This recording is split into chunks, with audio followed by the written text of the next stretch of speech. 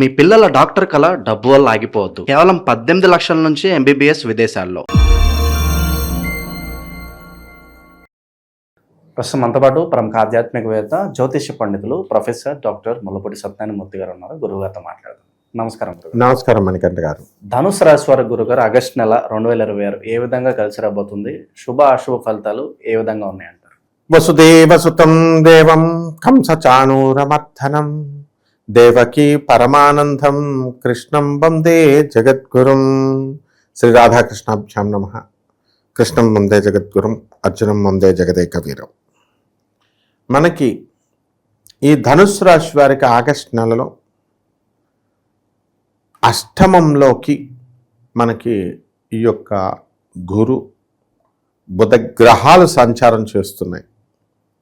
బుధుడు 24 జూలై నుంచి మధ్య వరకు, ఆగస్టు మధ్య వరకు మిథున రాశి సంచారం, తదనంతరం ఈ యొక్క కర్కాటక రాశి సంచారం చేయడం జరుగుతుంది.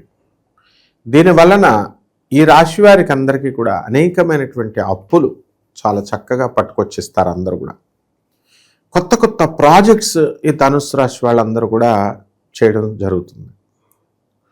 ఆ తర్వాత కొత్త ఆలోచనలు కూడా వస్తాయి. వ్యాపారాలు విస్తరింపజేయాలనేటటువంటి ఆలోచనలు వస్తాయి. అప్పిచ్చేవాడున్నాడు, ఆలోచనలు ఇచ్చేటటువంటి వాళ్ళు ఉన్నారు, వ్యాపారం చేసే దమ్ముంది. అటువంటిప్పుడు సృజనాత్మకమైనటువంటి ఆలోచనలతో కొత్త కొత్త వ్యాపారాలు ప్రారంభిస్తారు. అలాగే అర్ధాష్టమంలో ఉన్నటువంటి శని వక్రించాడు. ఈ యొక్క శని వక్రగతి అయినటువంటి శని వీళ్ళకి అనేకమైనటువంటి శుభాలను కలగజేస్తాడు. ఎన్నటి నుంచో రానటువంటి అప్పులన్నీ కూడా వీళ్ళకి తిరిగి వచ్చేయడం జరుగుతుంది. స్థాన చలనము కలుగుతుంది. వేరే వేరే ఊర్లలో వెళ్ళాలేమో, ఏ ఊర్లో ఉద్యోగం వస్తుందో అని భయపడేటటువంటి వాళ్ళందరికీ కూడా వాళ్ళకి చక్కగా వీళ్ళకి నచ్చినటువంటి ప్లేస్లో ఉద్యోగం రావడం అనేటటువంటిది జరుగుతుంది. అలాగే ఈ ధనుసు రాశి వారికి అందరికీ కూడా భాగ్యంలో ఉన్నటువంటి శుక్ర, కేతు, రవి గ్రహాల ప్రభావాల వలన వీళ్ళ పితృదేవతల నుంచి రావాల్సినటువంటి ఆస్తుపాస్తులన్నీ కూడా వీళ్ళకి ఈ నెలలో కొంతమందికి సెటిల్మెంట్ అయిపోవడం జరుగుతుంది.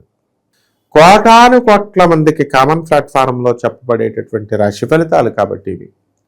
వీళ్ళందరూ కూడా వ్యక్తిగత జాతకాలు తెలుసుకోవాలనుకుంటే తప్పకుండా వీళ్ళు మనల్ని సంప్రదించాల్సినటువంటి అవసరం ఉంది. ఎన్నో దేవాలయాలు వెళ్ళామండి, మేము ఎన్నో పూజలు చేసి వచ్చామండి, హోమాలు. కనబడిన జ్యోతిష్కుడు లేడండి, తిరగని హోటల్ లేదు, తినని తిండి లేదంటది నా శిష్యురాల్లో ఒక ఆమె.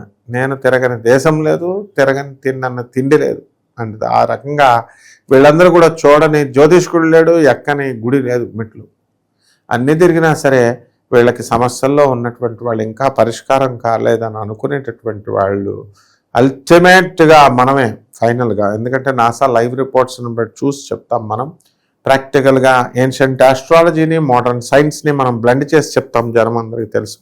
కాబట్టి ఈ రకంగా మనం వీళ్ళకి హెల్ప్ చేయొచ్చు. లేకపోతే రాజకీయ నాయకులను మనం తీసుకున్నప్పుడు వీళ్ళకి పదవులు వస్తాయి. రాహు బలము చాలా అధికంగా ఉంది. అలాగే ఈ యొక్క సినిమా యాక్టర్లు మనం తీసుకున్నప్పుడు సినిమా యాక్టర్లు మనం కొంతవరకు చూసుకోవాలి. ధనుసు రాశిలో చెందినటువంటి మరి ఈ మధ్యకాలంలో మీరు చూడండి, మరి లతా మంగేష్కర్ గారు, ఆ తర్వాత ఈ యొక్క వెంటనే మనకి జానకి గారు, వీళ్ళందరూ కూడా మనకి ఈ చనిపోవడం అనేటటువంటిది ఈ నెలలో మనకి చూసాం మనం గత 3-4 నెలల నుంచి. సో అనారోగ్యం, శ్వాసకోశ సంబంధమైనటువంటి అనారోగ్యాలు ఇవన్నీ కూడా వీళ్ళకి మనకి ధనుసు రాశి వాళ్ళకి రావడానికి అవకాశాలు ఉంటాయి. గంధర్వులు అంటే గురుబలం చాలా అధికంగా ఉండాలి, గానం బాగా చేయాలి. సో ధనుసు రాశికి చెందినటువంటి వాళ్ళు అన్నమాట వీళ్ళంతా కూడా, ఎవరైతే విద్వాంసులు ఉన్నారో. సో ఈ రంగంలో మనకి ఆరోగ్యం జాగ్రత్తగా చూసుకుంటూ ధనుసు రాశి వాళ్ళు ముందుకి వెళ్ళాలి. ఏదైనా మొత్తం మీద ప్రేమ వాళ్ళ వ్యవహారాల్లో పచ్చి పైలేస్గా వీళ్ళు ముందుకు వెళ్ళిపోవడం జరుగుతుంది. అలాగే అత్తగారుల నుంచి అనేకమైనటువంటి సహకారాలు వీళ్ళకి రావడం జరుగుతుంది. అలాగే విదేశాలకు వెళ్ళి ఉద్యోగాలు చేయాలనుకునేటటువంటి వాళ్ళకి వీళ్ళందరికీ కూడా మంచి అవకాశాలు వస్తాయి. కేవలం ప్రభుత్వ ఉద్యోగస్తులకే కాదు, ప్రైవేట్ ఉద్యోగస్తులు కూడా డిఫరెంట్ పోస్టుల్లో ఉన్నటువంటి వాళ్ళు, డిఫరెంట్ కంపెనీస్లో ఉన్నటువంటి వాళ్ళు, అరే ఈ ఇండియాలో మాకేం సరిపోవట్లేదు ఈ డబ్బు, మేము ఫారినర్లలో సంపాదించాలా అని అనుకునేటటువంటి వాళ్ళందరూ కూడా వీళ్ళు అవకాశాలు వస్తాయి. ఇంతకాలం కూడా వాళ్ళకి వీసాలు అనేటటువంటివి రాలేదు, కానీ ప్రజెంట్ ఇప్పుడు వీళ్ళందరూ కూడా వీసాలు రావడం వెళ్ళడం అనేటటువంటివి జరుగుతుంది. అలాగే రైతుల దగ్గరికి వచ్చేసరికి బ్రహ్మాండమైనటువంటి పంటలు వేస్తారు, కమర్షియల్ క్రాప్స్ బ్రహ్మాండంగా వేసి సంపాదిస్తారు. లాభాలు దాన్ని నమ్ముకున్నటువంటి రైతులను అంటిపెట్టుకున్నటువంటి కమిషన్ ఏజెంట్స్ ఎవరైతే ఉన్నారో అటువంటి వాళ్ళు కూడా బ్రహ్మాండంగా వీళ్ళు సంపాదించడం అనేటటువంటిది జరుగుతుంది.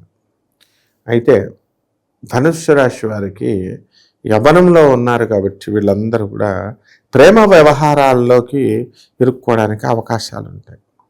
అంటే వీళ్ళ యొక్క ప్రమేయం లేకుండానే అవతల అమ్మాయిలు వచ్చి వీళ్ళని పరిచయం చేసుకోవడం, వీళ్ళతో ఉండడం ఇలా జరుగుతూ ఉంటాయి.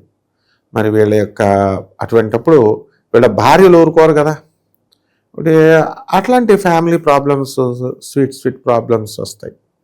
సో ఏముంది, ఇప్పుడు వీళ్ళు క్యాజువల్గా డేటింగ్ ఇల్లీగల్ రిలేషన్స్, కోలివింగ్లు సుప్రీంకోర్టే ఇచ్చింది అని చెప్పి పోలీసులు కూడా వదిలేశారు.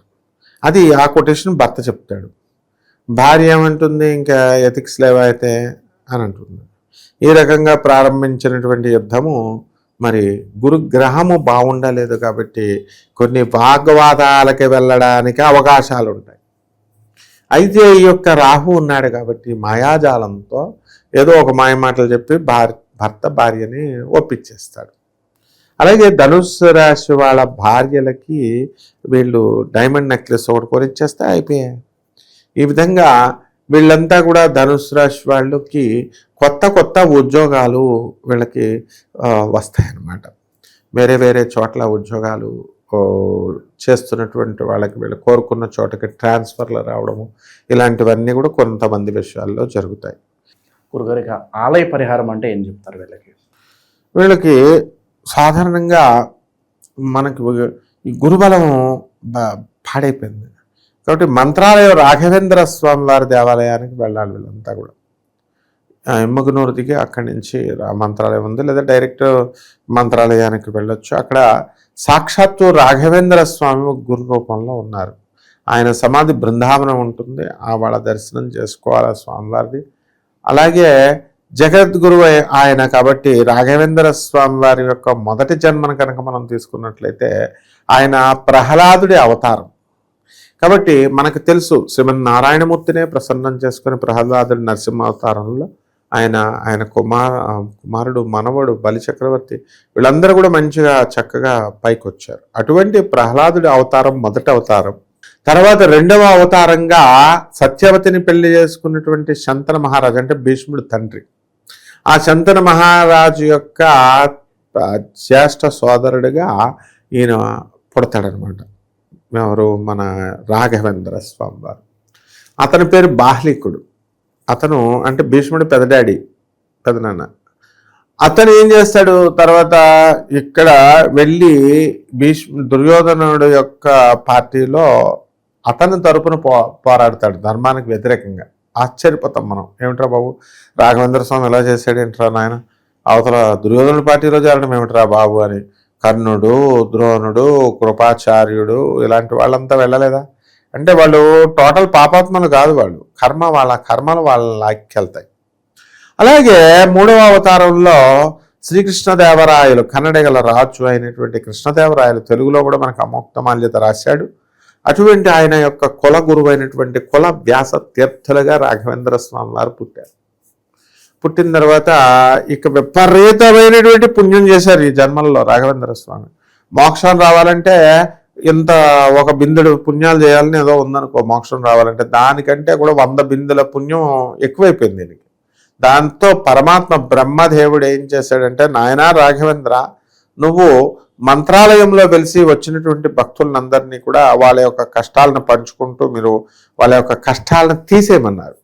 కాబట్టి ఎవరికైతే ఇళ్ళు పెళ్ళిళ్ళు అవ్వట్లేదో, స్థలాలు ఇవన్నీ కూడా కబ్జాలకు గురైనయో, రకరకాల సమస్యలు, ఉద్యోగంలో ఎదుగుదల లేదో, అలాగే ఉద్యోగం రెసెషన్ పీరియడ్లో లే ఆఫ్ల వల్ల ఉద్యోగాలు పోగొట్టుకున్నటువంటి వాళ్ళు ఎవరైతే ఉన్నారో అటువంటి వాళ్ళందరూ కూడా విధిగా ఈ రాఘవేంద్ర స్వామి వారి ఆలయానికి వెళ్ళి అక్కడ స్వామివారి యొక్క తీర్థాన్ని మంత్రాక్షతల్ని వేసుకొని వచ్చి రాఘవేంద్ర స్వామివారి పూజ ఆ స్థలంలో బయట వాళ్ళు చేస్తారు, అక్కడ చేయించుకొని వచ్చినట్లయితే బ్రహ్మాండంగా ఉంటుంది. మంచి విశ్లేషణ అందించారు. ధన్యవాదాలు. ధన్యవాదాలు.